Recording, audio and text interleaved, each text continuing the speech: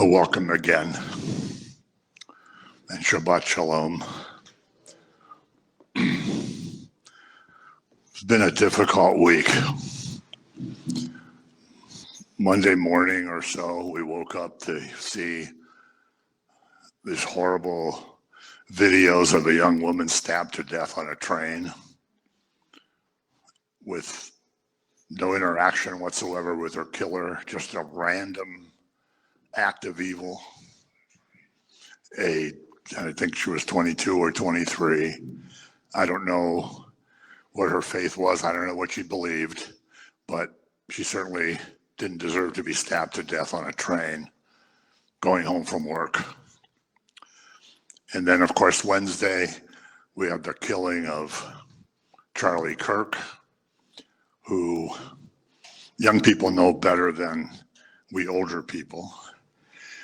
But I knew he was a believer, and I knew that he did a lot of things and never shied away from professing his faith. And it didn't matter whether he was on CNN, whether he was on Fox, whether he was, I don't know if he was ever on MSLSD, but whatever channel he was on, he never shied away from professing his faith in Jesus. And if he was questioned on it, he would explain it. He would harp on it. He would emphasize it, that it was the most important thing in his life. Oh, but wait a minute, isn't family the most important thing? No. Family might be the second most important thing, but your family can lead you astray. You know, Jesus said, if you don't hate your father and your mother, and your wife and your children, you can't be my disciple. Does he want you to hate your father and mother and your wife and your children? No, but he's using a common Hebrew teaching called hyperbole to show that he's more important than those people. Those of you that are familiar with different messianic ministries, of which there are many, the only ones the general public sort of knows is Jews for Jesus. You may be familiar with Jews for Jesus. You may have seen their buses around. They're all young people. These are young people that are in high school or in college, and they go home and they tell their parents, we now understand that Yeshua is the Messiah. And for 2,000 years, we've missed it, but now we understand it. And 90% of the time, the parents say, before I send you out of here, never to see you again, I'm going to tell you two things. Number one, I don't have a son or daughter, whichever one, and you are dead to us now. And so tomorrow morning, we'll call down to the synagogue and see if Rabbi Joe will do a funeral service. And they actually have a funeral service for the very much alive 20-year-old. 90%. Some don't, and that's nice. Like Marty Getz, who's from Beechwood, his family didn't disown him. They just said, well, we don't want you talking about the Jesus stuff, but we're not going to disown you. So he still has a relationship with his siblings and nieces and nephews. But if he starts talking about Jesus, then everybody gets weirded out, and But those kids, and I don't know if it's every single one because I don't know every single one, but the ones that I've talked to, the ones that I've met, the ones I've experienced, the ones that we've done ministry with, they say, we're really sorry. I'm really sorry my mother and father disowned me. But they don't go running back thinking, gee, if mommy and daddy don't like this Jesus stuff, I better forget about the Jesus stuff. They say, no, now we know the truth. Now we know the truth. If your parents start doing, earth worship or some other weird pagan thing, you as the obedient child doesn't say, oh, I'll forget about this Jesus stuff and I'll do the earth worship. So family is the second most important thing. So this man, Charlie Kirk, I obviously didn't know him personally, saw him on TV a lot, professed his faith everywhere he went. And so today, after spending about 5 hours making a PowerPoint that I was going to do, At about 2 p.m., the Lord said, "You're not going to do that PowerPoint. Save it for next year." Because it was time sensitive for the week before Rosh Hashanah. "You're going to do this other thing instead." And I said, "But it's already almost 2:30. So I ran to my computer and did this. So if it isn't really good, I apologize ahead of time. But one thing for sure is it's going to be short. And it is, so it probably won't be more than 15 minutes. But I always want to go back to the fact that I say this all the time. We should be honored that God has put us here at this time in history. We are here to bring the final harvest in. He trusts us enough to be here for this time in history. We're here for such a time as this. And even if Yeshua, I hope he comes tonight, but even if he doesn't come for 50 more years, we're here to bring the final harvest in. Because generations are, pretty long in the Bible. Things that usually happen, over a period of a few days or a few weeks. The only time that happened was when Yeshua ascended into heaven and said, "In a very few days, you'll be clothed with power from above." And those guys were probably thinking, yeah, right. Those prophets waited centuries and centuries for things to happen. Well, 10 days later, it happened to them. But it's a time that, as we see what's going on in our world, and we've talked about this so many times in so many small groups and Bible studies and home groups and prayer groups, and the world is dark. And as that song says, we love the world, but we hate the darkness. We're not citizens here. We're just passing through. Paul says our citizenship is in heaven. In Philippians, he says our citizenship isn't here, but we have to live here for now. We're here, and when we used to do the missions and the garbage dumps in Mexico City, I remember there was a guy from California, and I was showing him around because he had never been there before, and we were looking at all this garbage and rats running around and flies buzzing around and little kids playing in the garbage. And this guy, his eyes teared up and he started to weep. And he said to me, God decided to put me where I live, and I live in a nice, comfortable house, and I have a nice, comfortable job, and I have a car, and I do the best I can with preaching the gospel, and I'm very active at my church, and he could just as easily have put me here with these people. And this guy's weeping while he's saying this. He put us here now. We weren't born in 1308 or 1790 or even 1920. We're here now because the world has gone into an abyss. We're seeing 2 Thessalonians chapter 2 work out right in front of us, a great falling away. First, there'll be a great falling away. What is it in Greek? Apostasia. There'll be a great apostasy. And then the man of sin will be revealed. We've seen over the last, 15, 20 years, the great falling away. And it's a time where the gospel, which has, of course, been hijacked, but the true gospel has to penetrate all of this. Has to penetrate all of this. Jesus said, the world hates me, so they're going to hate you. If you think I came to bring peace, I came to bring a sword.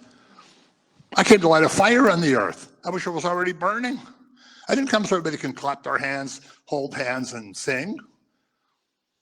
I came to bring division. You're either with me or you're against me. You either know me or you don't know me. You either come to me here or you don't. It's black and white. In our electronic terms, it's a 0 and a 1. There's no gray area. Well, I kind of like all that stuff, but I don't know. There's a lot of different ways. Who's to say? Who knows? Nobody ever tells me. A different Jesus has been presented to the world. And I don't have to tell you what's going on in every mainline church. All you have to do is watch their YouTubes. Shut your TV off. You can't even stand it. All the mainline churches are disintegrating as they've gotten more and more liberal. Well, maybe that's not what the scripture means. Maybe that's not what, Jesus loves everybody. He's accepted everybody. No one can judge. Isn't it funny how non-believers always know two verses? You shouldn't judge and God is love.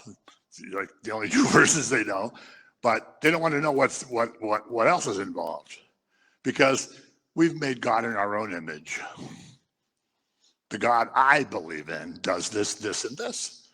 The God I believe in says, well, if two men are in love, why can't they get married? The God I believe in says, well, if your little boy wants to be a little girl, hey, he loves everybody. Go ahead, do it. And the churches have dropped the ball. Dropped the ball. I never see anybody on TV. I don't see anybody standing up in the public square. I don't see anybody out in the street. Where are the authorities? Where are the leaders? Where are the teachers? Oh, well, we come on Sunday morning and it's nice. We got the music, we got High Five Jesus, we say a couple prayers, and then, we build up our self-esteem and then we go home. And they got donuts. So we're going to take a passage from 2 Timothy chapter 4 that obviously Paul's writing to Timothy. This is his very last letter. His very last letter. Luke is with him, and I can't remember who else was with him, but Aquila and Priscilla, I think. But when he's done writing it, he hands it to somebody and says, take this to Timothy. He was in prison in Rome. Timothy was in Ephesus. So by the time Timothy read the letter, it was probably 2 or 3 weeks later. Paul was probably already dead, because right after that, they said, okay, come with me, we've had enough of you, and they beheaded him. We went to the place in Rome some years ago where it says Paul was beheaded. Who knows if that was the place, but it gave you something to think about as you stood there. And I can't remember, there was a little chapel or a church or something, but the tradition said that when they cut Paul's head off, his head bounced 3 times on the ground. And every place his head hit, a spring of water came out till his head finally stopped rolling. No videos, no eyewitnesses. But, oh, come on, that's a little bit funny. No, it's not funny. It's people say that actually happened. I don't know. But he gave his life at the very end. We are afraid to tell our neighbors about Jesus. We're afraid to tell, all right? We're afraid to tell our coworkers about him. We're afraid to tell the kid's teacher about him because we don't want people to think we're crazy. We don't want to hurt anybody's feelings. I know you're evangelizing everybody, so it doesn't apply to all of us. But in general, I better keep my mouth shut. I could lose my job. I better keep my mouth shut because, I don't know, if Human Resources calls me one more time, believe me, they used to call me weekly. Oh my God. From downtown UH, keep your faith to yourself. Be quiet. People are complaining about you. And I said, okay, thanks for calling. Jesus says, if the world loves you, something's wrong. That the world hates me, they're going to hate you. No servant is greater than their master. We think we're going to tell somebody about Jesus and they're going to say, oh, thank you so much for telling me. Give me a hug. Can you get me a Bible? No, they'll look at you and roll their eyes and go, what? I'm offended now. A few Christmases ago, I walked into that Starbucks that was across the street from my office, and there was this nice young girl working there who said, happy holidays. And I said, well, Merry Christmas. And she kind of got, I go, well, Merry Christmas. And she goes, I'm not allowed to say that. I said, I understand. So when you say happy holidays, what holiday is this? It's Christmas. Okay, well then, Merry Christmas. And she says, no, happy holidays. I can't say Christmas. And I said, oh, now I'm offended. And she goes, why are you offended? And I said, well, because I'm a Christian and you're telling me happy holidays instead of Merry Christmas. But we're not allowed to be offended. You know, go out in the street and talk about Buddha, everybody will love you. Oh, love you. You know, in Israel, they have a big issue of so many men and women, when they got discharged from the armed forces, from the IDF, they would go to like New Age places, Buddhist places. They'd go to India to meditate with gurus and stuff. Because when they were in the army, they kind of like didn't understand. They kind of lost their spirituality. They didn't know what their life was all about. Now they're hearing about Yeshua from their colleagues, from their comrades in arms who say, let me show you why he's the Messiah. Read this. And more soldiers are coming to faith. I mean, it's so awesome. It started during COVID. I loved COVID because evangelization blew up. And it's been rolling ever since in Israel. So we're going to get to Paul, 2 Timothy chapter 4. Now, remember, he's writing to Timothy. He's not texting him. He's not calling him. He's not, oh, come on, that's a little bit funny. He's writing him a letter from far away. Preach the word. Be ready in season and out of season. Convince, rebuke, exhort with all long suffering and teaching. For the time will come, the time will come, when they will not endure sound doctrine, but according to their own desires, because they have itching ears. They will heap up for themselves teachers, and they will turn their ears away from the truth and be turned aside to fables. People are not going to, there's a time coming, people are not going to want to hear. Before this, he writes, at the end, there'll be perilous times are going to come. People will be lovers of selves. People will be interested in their comfort, in their well-being, in their wealth, in whatever they feel that they want to do. They're not going to be interested in your message. They're going to be interested in themselves because they're going to love themselves. And boy, we've seen that happen in our lifetime too. Remember when most of us were growing up, your parents said, you know, don't brag about yourself. Don't say anything, you know, you got to be it. You don't do this. You know. Now it's like, hey, here I am. Look how awesome I am. Write whatever you want to write on social media and say, look how awesome this is. You're talking about Jesus. I don't know what that means, but I believe, the God I believe in does this, that, and the other thing. God said to the people, when you go into the land, don't look up at the sun and the moon and the stars and say, ooh, I'm going to worship that. Yep, look how popular astrology's become, fortune telling's become, New Age stuff has become. All the things that were condemned in Torah are big business now. Throw your babies in the fire for Moloch. Well, we've thrown 70 million babies into the fire just in this country. I don't know how many abortions there have been worldwide. A man shall leave his father and mother and cling to his wife, and the two become one flesh. Oh, but wait a minute. Who's to say what a family is? Well, I think God covered that, what a family is.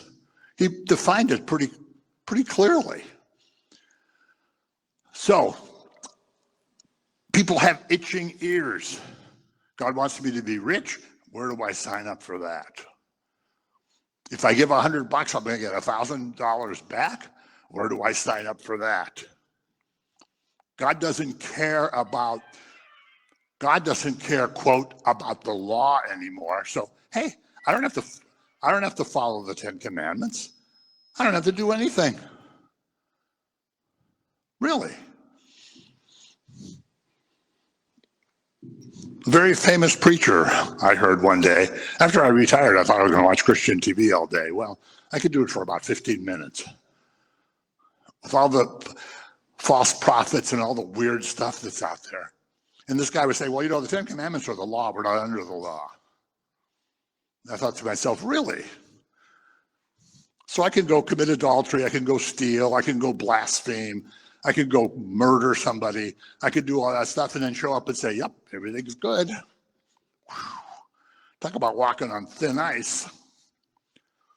Well, we're not under the law, but some laws still apply.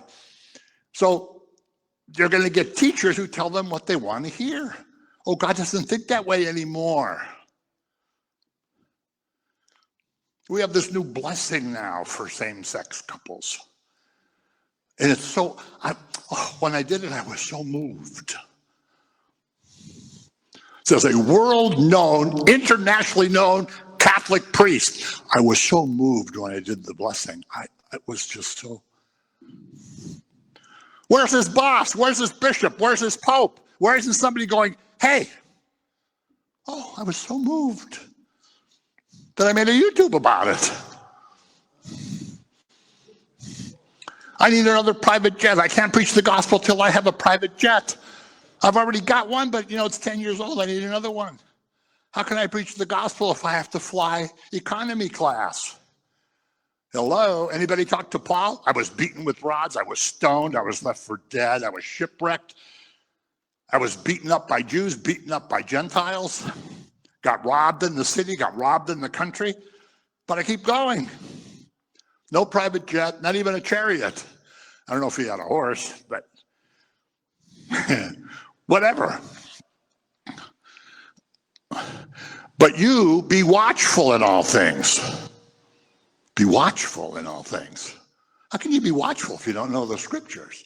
How can you be watchful if you don't know 2,000 years of Christian moral teaching, 3,500 or 4,000 years of Judeo-Christian moral thinking?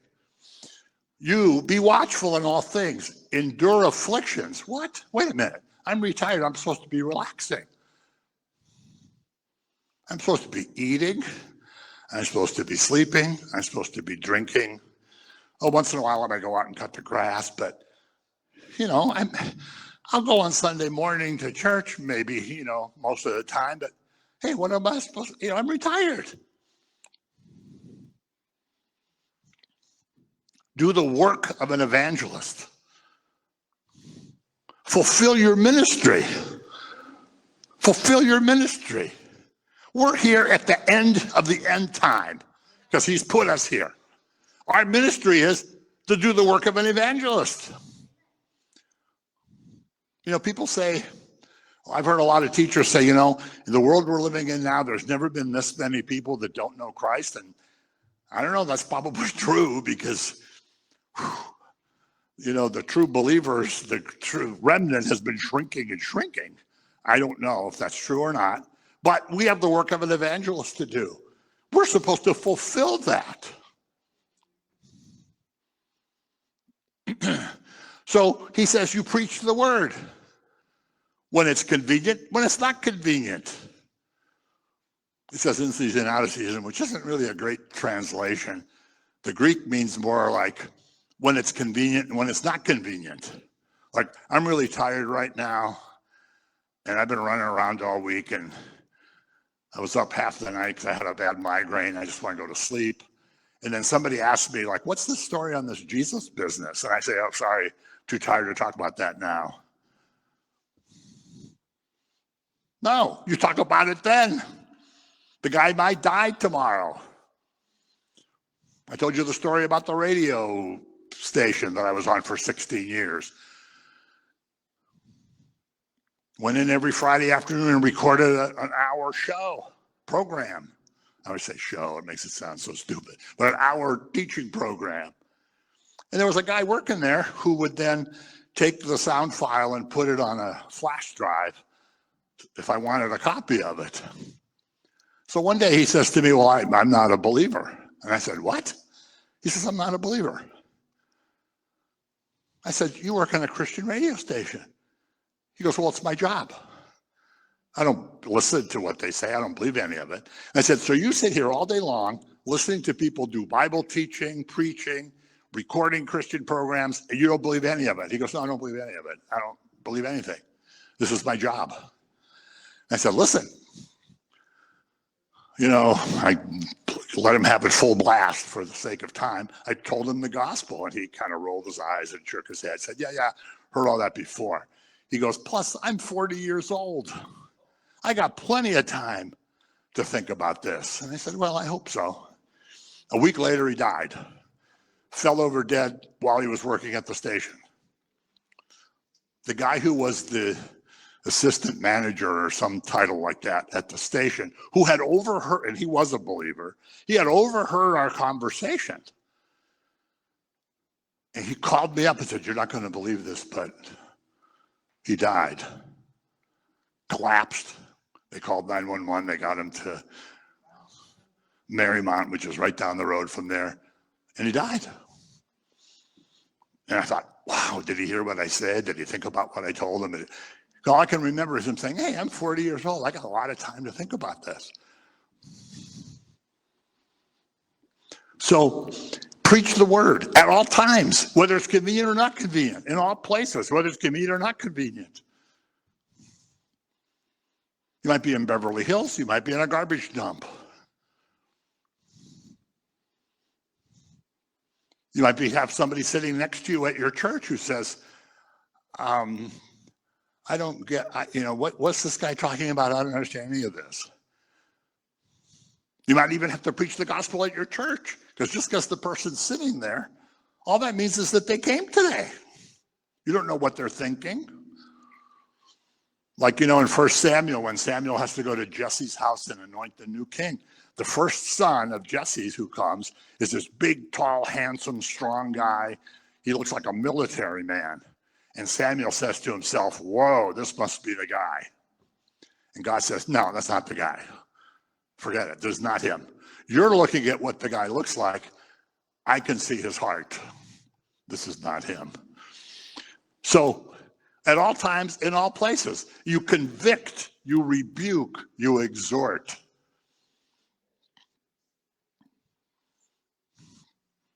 First Peter 3:15, who knows what that is? Always be ready to give an explanation for the hope that lies within you with gentleness and respect.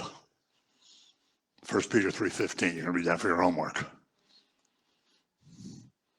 So you're sitting at Panera's, talking to your Christian friend, and somebody comes over and goes, why are you guys so happy all the time? Say, well, you really want to know? Aren't you worried that you're sick? No.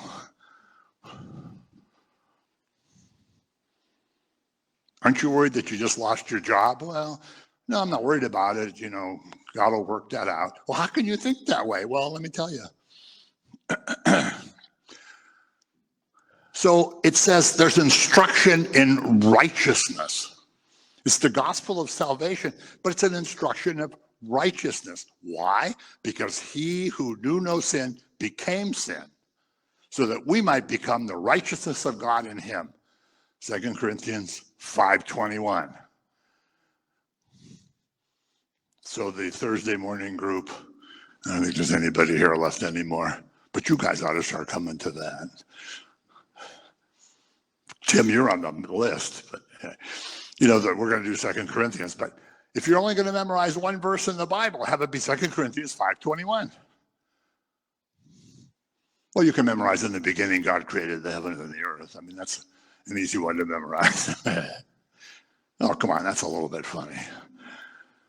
But he who knew no sin became sin so that we can become the righteousness of God in him. Is it because we're so awesome? No. Is it because we're so much holier than everybody around us? No. Is it because we're so much smarter? We've read all of this stuff? No. I sometimes wonder how many people get turned off by, quote, theologians who know all kinds of information, but can't tell somebody how to be saved. You know, the guy who mops the floor might be able to tell you how to be saved, and the theologian might not be able to.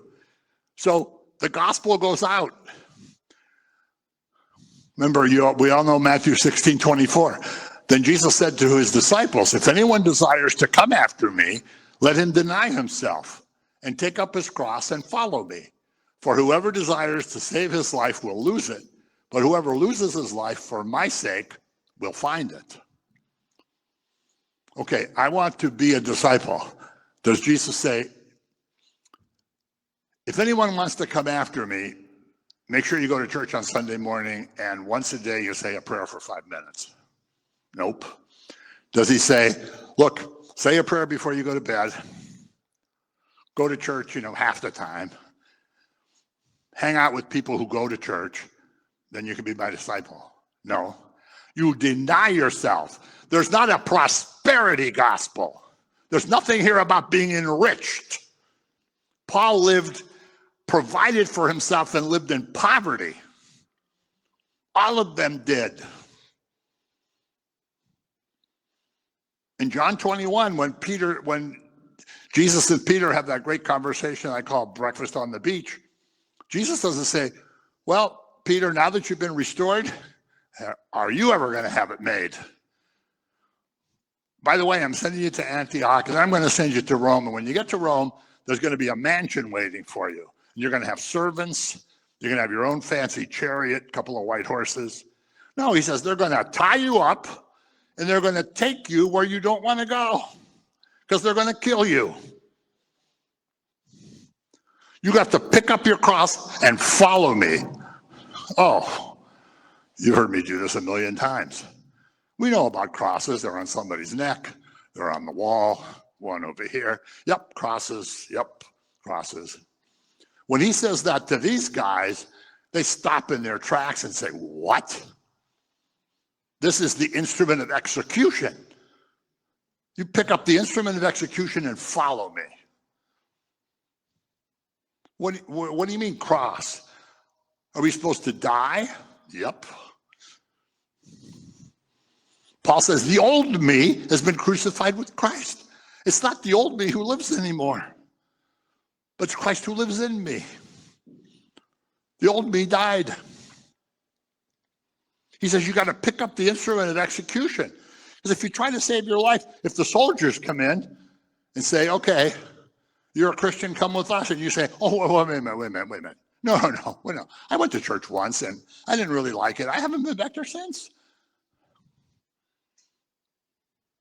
I was thinking about, that didn't work out. I'm not a Christian. Okay, you can go home. Or pull you out and say, look, you renounce Christ, you can go home. If you don't, we're going to kill you. 99% of the people in this country would say, oh, I renounce him. If you say, I don't renounce him, they say, fine. We're going to execute you. If you desire to save your life, you're going to lose it. But if you lose your life, you're going to find it. Because he's talking about the spiritual life. He's talking about being a disciple. Well, I lived to be 85, and I had $700,000 in the bank, and I had $1 million house, and I had 4 cars. But now I died, and I'm in hell. Yeah. My cholesterol never went above 120. Great. Now you're in hell. I got a bonus every single year that I worked. Great. That doing you any good now? You got to pick up your cross and follow me. But they're going to hate me. Yep. They're going to make fun of me. Yep. Human Resources is going to call you. Yep.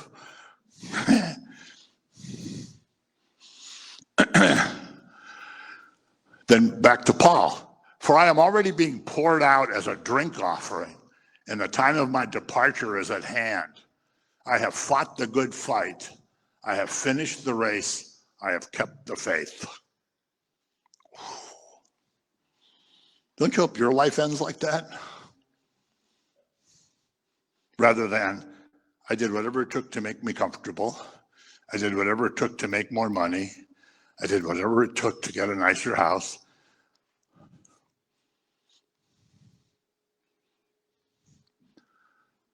I'm poured out already. My departure's at hand. Finally, there is laid up for me the crown of righteousness. Crown of righteousness. Was Paul righteous? Well, let's see. He murdered people. He delivered people up to be murdered. He was an accomplice in Stephen being murdered. Then he said, all these people that follow the way, they have to be gotten rid of. Plotted to kill thousands of people. The things I don't want to do, that's what I do. The things I don't want to do, that's what I keep on doing. The things I want to do, I don't do. He says, in my mind, I say, I'm going to follow the law. In my mind, I say, I'm going to do whatever God wants me to do. But then the rest of me says, that's boring. Friday night, you're going to go where? Tuesday night, you're going to go where? And certainly not Sunday morning. You worked all week, aren't you tired? Relax, lay on the couch, put the TV on, watch an old movie. Come on, take care of yourself.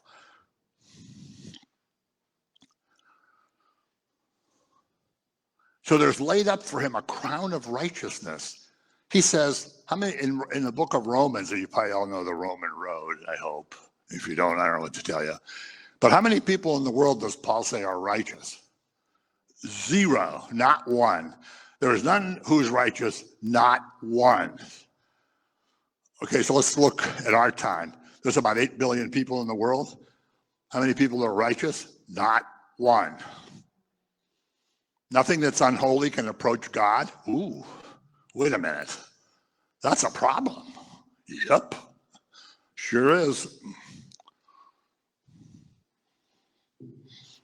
Jesus says to those guys, if you grow angry with your brother, it's the same as murder. And they go, what? If you call your brother a fool, racha, which in Hebrew roughly means you stupid idiot. If you call your brother racha, you deserve a trial and hellfire.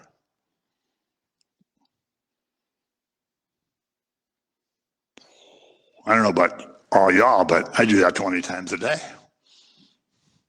Right? Look at this moron. That guy's such a jerk.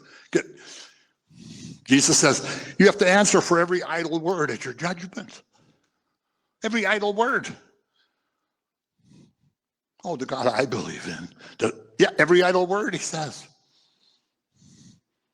If you look at a woman with lust, you've committed adultery without doing the act. I said, well, then who can be saved? And he says, nobody. Nobody. And he lists those things because all those things violate the law. You're not supposed to call your brother a stupid idiot. You're not supposed to get mad at your brother. You're not supposed to lust after a woman or vice versa. And when you violate the law, you're not righteous anymore. So he says, a crown of righteousness is laid up for me, which the Lord, the righteous judge, will give me on that day. And not to me only, but also to all who have loved his appearing. So the righteous judge. Now, imagine going into a courtroom and there's a judge on the bench and you're being tried for some crime, whatever it is. And the judge says the jury finds you guilty. So you're going to spend the next 6 years in prison.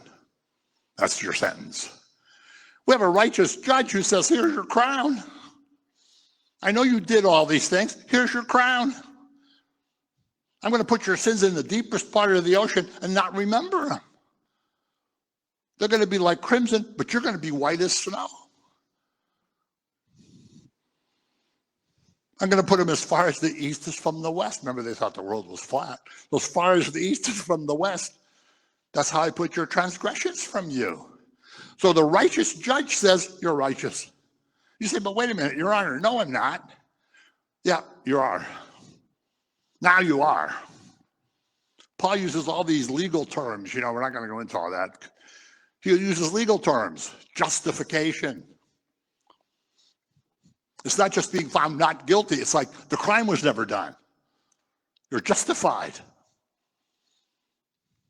So the righteous judge gives you a crown of righteousness, and you're not righteous. Oh, yeah, I heard all that before. Who cares?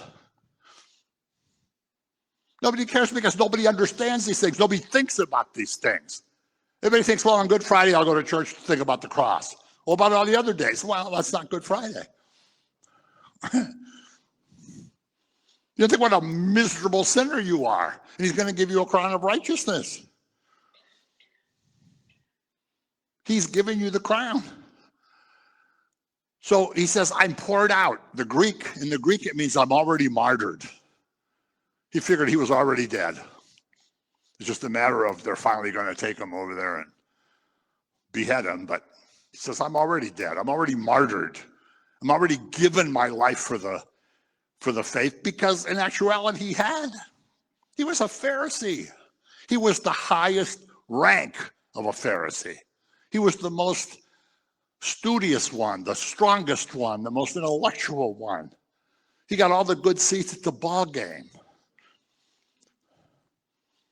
All the scroll salesmen would take him to the World Series. Everybody took him out to dinner. When he went somewhere, they'd say, oh, whatever they called them, Your Honor, come and sit over here.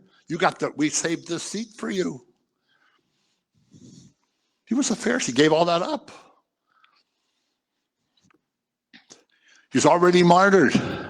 He knows his work is about to end, and he knows he needs new laborers.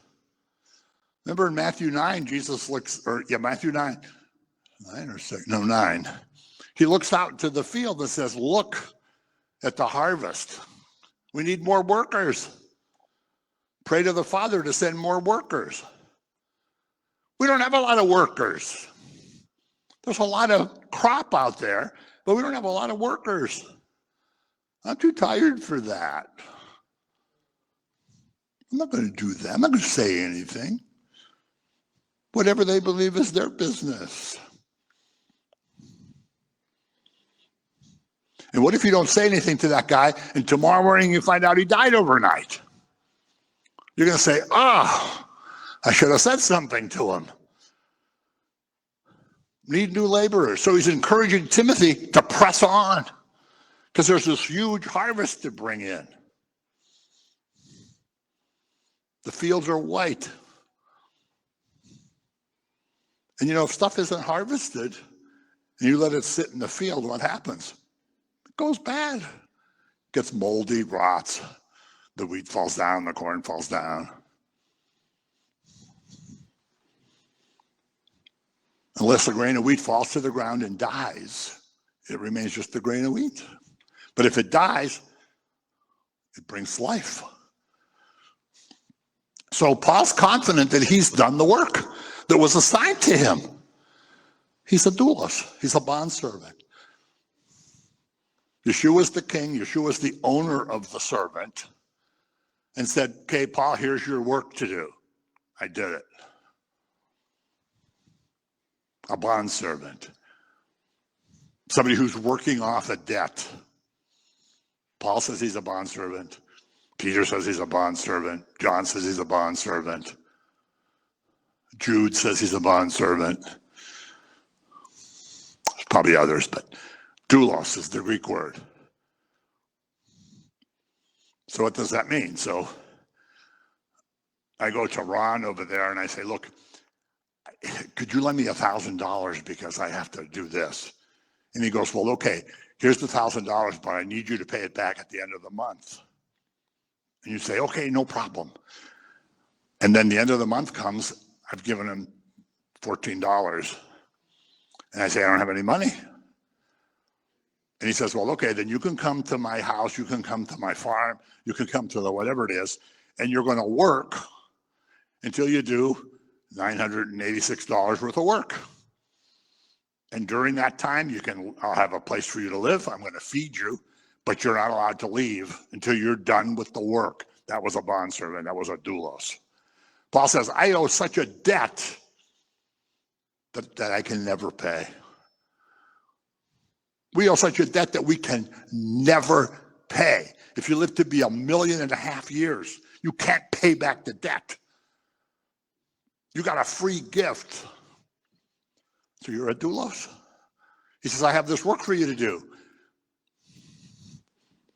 You say, well, can I start next week? I don't want to start today. Paul says, I did this. I'm a doulos, and I did this. And the righteous judge is going to say, well done, good and faithful servant. As opposed to, I really wanted you to do this, and you didn't even think about it. You didn't even start doing anything. Paul says, you know what? I did all that stuff. I've been through blessings and I've been through tribulations. And I know I'm going to get the crown. He's confident that he's going to get the crown. And others will get it too. Even though, in 1 Corinthians, he says he's done more work than all the other ones. But he says, it doesn't matter who you've heard the gospel from. As long as you've heard it and believed, you'll get the same crown. So the righteous judge is going to tell you that you're righteous. And you're going to know that you're not.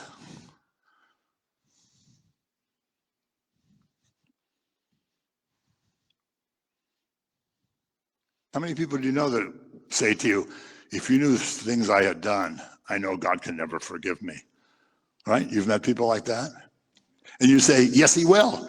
Oh, no, you don't understand. No, you don't know what I've done. Well, nobody knows what anybody's done. So Paul's done the work. He's run the race. He's kept the faith. It's a race. He runs the race. He talks about how he trains. And he boxes. He doesn't shadow box. He actually boxes. He's always in conflict. He says, I fought beasts in Ephesus. Some people say, gee, maybe they threw him in the arena with some animals and he got out. Or maybe the beasts are people that he had to fight. I don't know. But he had all these tribulations. But he ran the race. He trained, he ran the race. And the important part of running is you don't look back. Anybody here run track? Okay, if you're running a 100-yard dash and you turn to see where everybody else is, well, you've lost 2 seconds right there, at least. So Jesus says, don't look back. Paul says, don't look back. Oh, but you don't know what I did 20 years ago. No, you keep going forward. The writer to the Hebrews says you keep your eyes fixed on Jesus and you go, and there's a cloud of witnesses cheering you on. So we started out with Charlie Kirk, and I think we should just take a minute or so, whoever wants to lead with a prayer for his wife and those 2 little children that he's left behind. But here's a man. I don't know anything about him. I don't know anything about his personal life. I know that he was a believer because he said it every day. In season and out of season, in this place and in that place, wherever he was.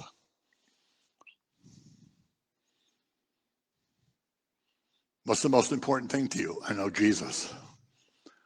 Oh, but what about, is Trump going to carry Arizona? Well, okay, but the most important thing is I know Jesus. Well, what kind of money are you making with this organization? Well, I'm making some money, but the most important thing is I know Jesus. What if you're doing this and you get sick? Well, okay, I get sick. What matters to me is I know Jesus. What if somebody shoots you and you die? Well, I know Jesus. The righteous judge is going to award me a crown of righteousness. So as this has developed over the last couple of days, I can't even imagine. I mean, the kids are little. the one's only a year, the youngest one, the younger one's only probably a year old, and obviously they're not going to understand what's going on. And the little girl is 3. She's going to say, "Where's Daddy? When's he coming home?" You know, that kind of stuff that 3-year-olds say. But whenever I think about what is his wife doing at the house or wherever they are, I can't even fathom it. You know, it's bad enough to be killed, to die, and your kids are 25 and 32. But when they're 1 and 3,